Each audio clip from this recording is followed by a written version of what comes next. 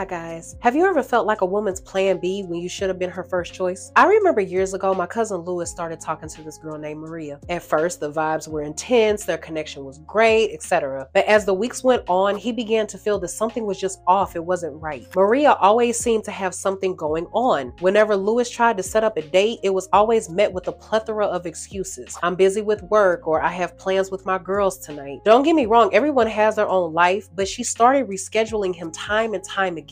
So he started to feel like that he was just there to fill like the little gaps in her schedule. It all came to a head one Friday night. My cousin had booked dinner at this rooftop restaurant thinking that it would be a good time for them to actually connect. He was ready to lay it all out there thinking that they could move past this phase. But Maria texted him 2 hours before saying that she was held up at a work event and that she couldn't make it. To make matters worse, Lewis later found out through mutual friends that she was at a different bar with some of her friends. It was that gut-wrenching realization that hit him like a ton of bricks. He wasn't her priority, but rather an option she could fall back on when she had nothing better to do. He came to me one day asking me for advice on what to do. This is exactly what I told him and any other man that's in the exact same situation. The hard truth is this. When it comes to dating, if you're not the main course, you're just table scraps. There is no in between. But if you're in this situation, don't worry because you've got me. And I have the unfiltered, unapologetic guide that will catapult you from being a woman's maybe to her must-have. Step 1.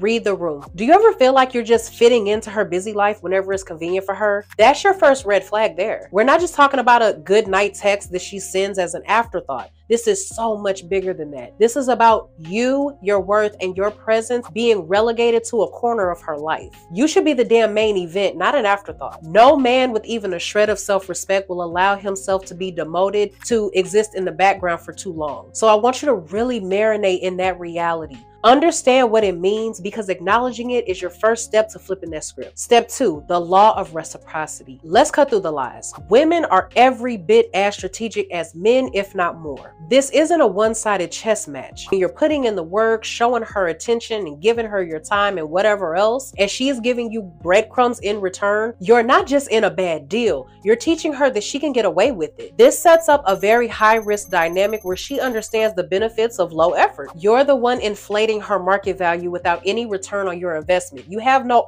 ROI at this point. So what do you do about it? Either you adjust the scales and get the reciprocity your effort deserves, or you pull out of this one-sided transaction altogether. You wouldn't keep pouring money into a bad investment, would you? The same logic applies here. Balance that emotional equation or cut your losses. It's really just as simple as that. Step 3, you come first. You want to be the one she's watching when you walk into a room, don't you? To achieve that, you have to stop treating her like she's the sun and you're just a planet in her orbit. I'm talking about a full mindset shift here, not just ignoring a few calls or turning down a last minute invite. No, this is about the atmosphere you create, the energy you exude the second you step through that door. What you're aiming for here is an aura of self-importance, magnetic pull that makes her feel like that she's going to lose her balance if she's not careful. You've got to reframe the dynamics so you're not always the one that's readily available at her every beck and call. You should be living a life that's so fulfilling, so packed with purpose that she starts to question whether she's even really a part of that agenda. Once she senses that your attention and focus have realigned, no longer spotlighting her as the main event, that's when you've got her attention because you shift from being an accessory to becoming an essential key in her life.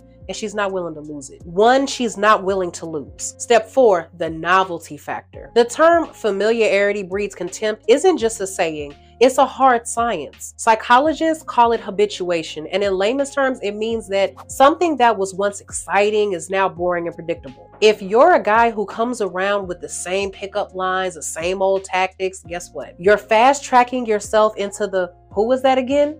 Category. So how do you beat this? You've got to shake things up, flip the script, and keep her on her toes. You have to inject unpredictability into the dynamics, keeping her guessing on what your next move will be. You want to be that unsolved equation, that puzzle she's drawn to, that enigma that she's dying to crack. You have to oscillate between being the open book that she's already read and the secret that she's dying to figure out. By reintroducing the element of mystery and intrigue, you make sure that you're not just another face in the crowd, but the face that she can't stop thinking about. And that is how you ascend from being optional to being indispensable. Step 5, be the prize. A major mistake that trips up countless men is they lay all their cards out on the table, offering her everything. And what do they get in return?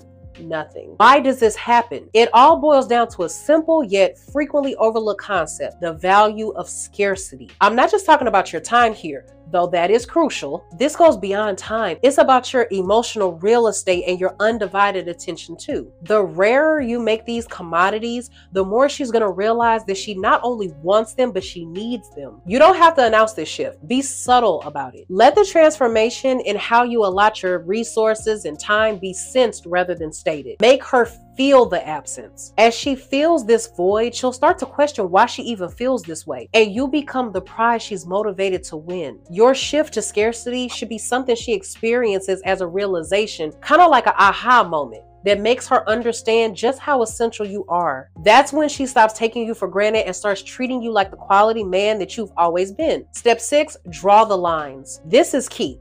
Having boundaries isn't about shutting yourself off from all emotions. It's about setting the ground rules for the engagement. This is your blueprint for self-respect. You're not just a doormat that she could walk all over. So go ahead and make her mind work a little bit. Let her imagination run wild, wondering where you are, what you're up to, and who has the privilege of your company. And before you say it, this is not game playing. This is mental engagement. In a world where everything is at our fingertips, the forgotten art of missing someone becomes a power play. It's time to reintroduce that concept in your dating dynamic. Your absence should make her reevaluate how she treats your presence. When you start to draw these lines, when you bring back that sense of uncertainty, that's when she begins to see you as someone she could potentially lose. That realization shifts the balance of power. The tactical brilliance of this strategy is that it creates an emotional urgency in her. She'll start seeing you not just as an option, but as a priority, someone she can't afford to no longer take for granted. Because let's be real, nothing elevates your status in someone's life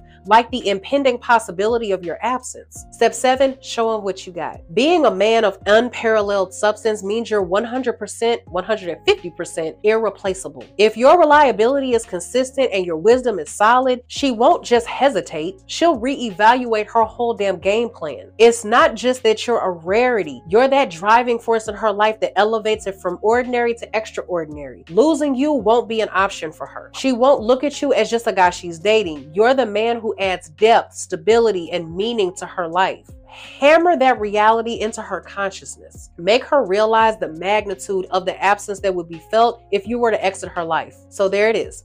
Your game plan from being just another guy to the man that she can't afford to overlook. It's not just about knowing these steps, it's about living them. As for the situation with my cousin, Maria began to notice the absence. The texts and calls increased and the complete tone changed. It went from casual, nonchalant messages to more eager ones, asking to meet up and talk. But by that point, Lewis had shifted his mindset. He knew his worth and he wasn't willing to settle for anything less than being someone's main course rather than just being table scraps. So with that being said, until the next video, I'll see you guys later.